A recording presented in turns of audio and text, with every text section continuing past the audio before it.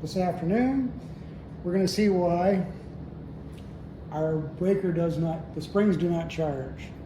All right, right now, I'm looking at the IDM. I have power on, I have motor enabled, I have spring release okay, IDM trip enabled light, but I do not have the motor okay. So, suspicions, bad motor. So to start with, I'm going to charge the springs.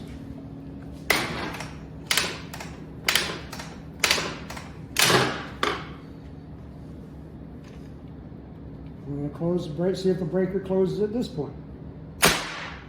It does. But prior to that, all I have is a click, indicating a bad motor, and by the use of the IDM, there's something wrong with the motor. So I'm going to replace it. All right, here again, you may want to take a picture. But in order to replace the motor, I'm going to disconnect my power. Safety first. Now, there's two plugs associated with it. Motor plug, control plug. Disconnect both of them. You want to use the speed handle. You may want to use the ratchet, but you will need to use a slotted screwdriver for sure. But it's whatever you like to use. Today I'm going to continue using the speed handle and the screwdriver. Now, there's 3 bolts you have to remove. 2 top ones to hold the top plate.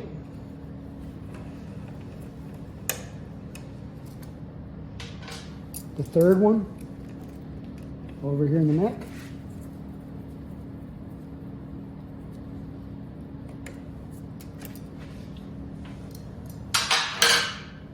And 2 screws on the back side of the motor.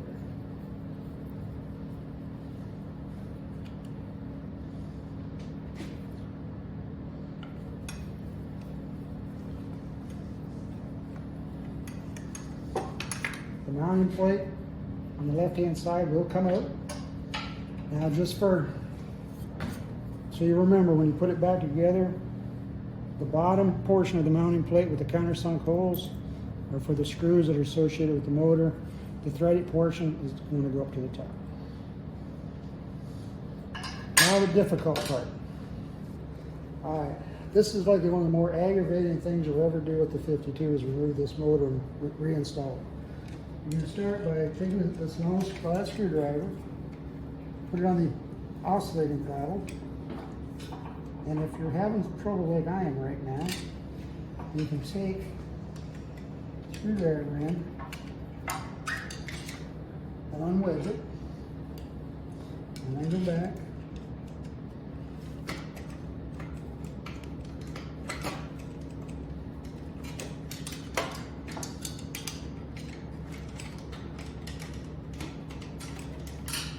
Like I said, the most aggravating thing you'll ever do.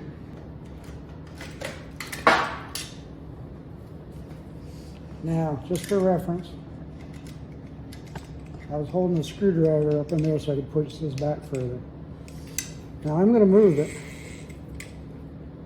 just to show you something. If this was sitting in a little different location, this oscillator, this arm would go back further. Now, we're going to reinstall this motor because, to be honest with you, it wasn't bad to start with.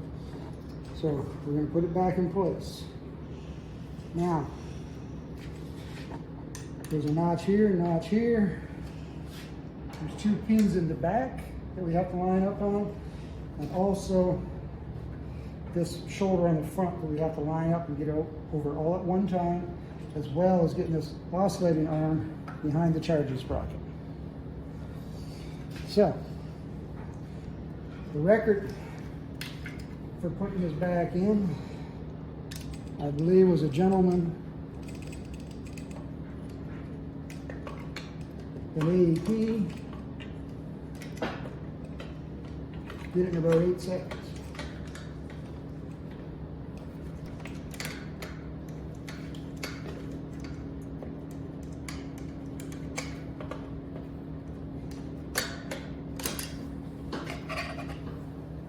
Did not do it in 8 seconds. Now, once I've got that in place, this one is not quite there. I wasn't quite lined up. I'm going to get this front one started. Not that it's ever going to move on me. Get it started. One of my tie wraps I cut off earlier.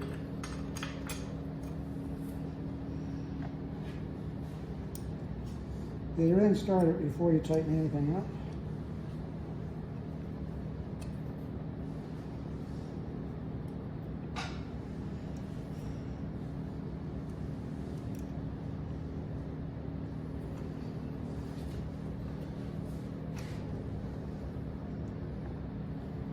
The starter screwdriver sometimes comes in handy.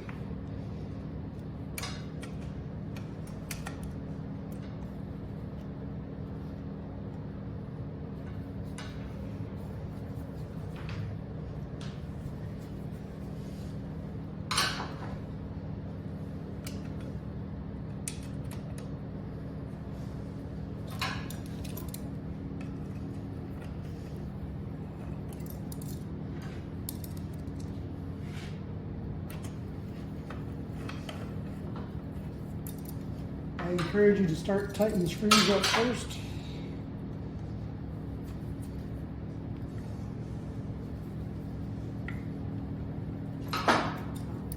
And you can tighten up the other 3 bolts.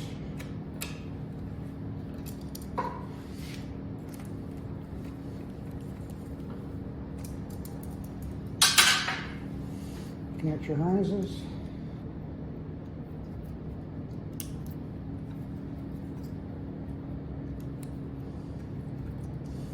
Put the IDM back in. I took the IDM out so I could see better.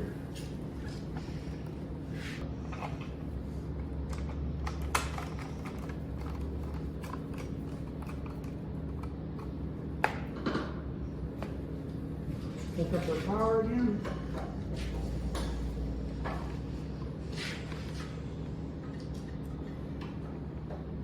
Now you'll notice with our new motor, the motor OK light is on.